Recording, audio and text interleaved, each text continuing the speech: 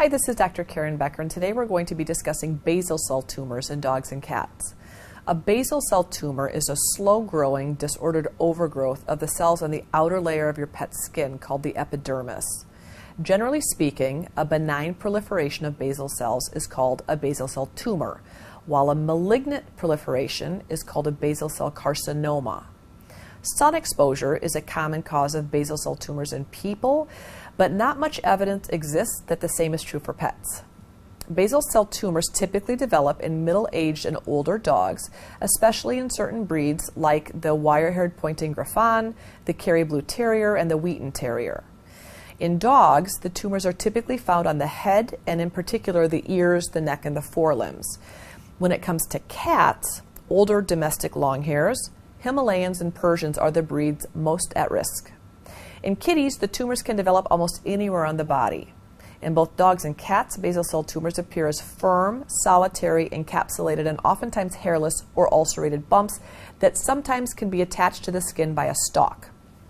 The tumors vary in size from less than 1 centimeter to a large tumor that could be more than 10 centimeters in diameter. In cats in particular, the tumors are often pigmented. While most basal cell tumors in cats and dogs are benign, they can grow quite large and tend to ulcerate and can also then become secondarily infected or inflamed.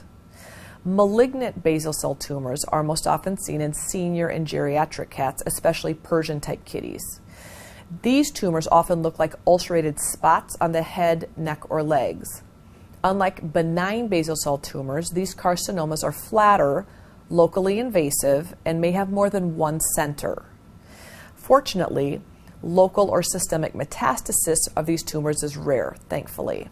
In dogs, malignant basal cell tumors are usually called basal squamous cell carcinomas.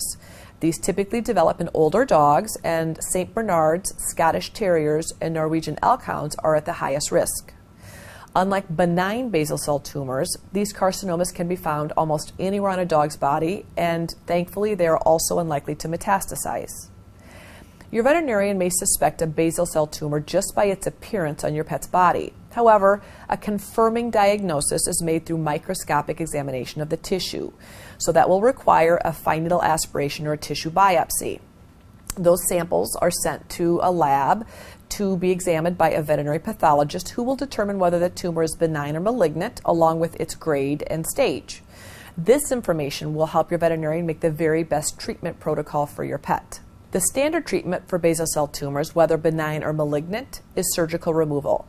Cryosurgery, which is freezing via liquid nitrogen, is sometimes used for really tiny lesions. Benign tumors can recur if they're not completely excised, which happens when the surgeon can't remove a wide enough margin around the tumor, or if it's at a location where getting the entire tumor is impossible to do. Sometimes kitties will develop other basal cell tumors in the general area of the original basal cell tumor. Occasionally, basal cell carcinomas will also recur, but they develop slowly, and thankfully metastasis is very rare to occur as well. However, basal squamous cell carcinomas in dogs tend to be more aggressive than other types of basal cell tumors. Fortunately, for most dogs and cats, they're able to make a full recovery after complete excision of a basal cell tumor removal.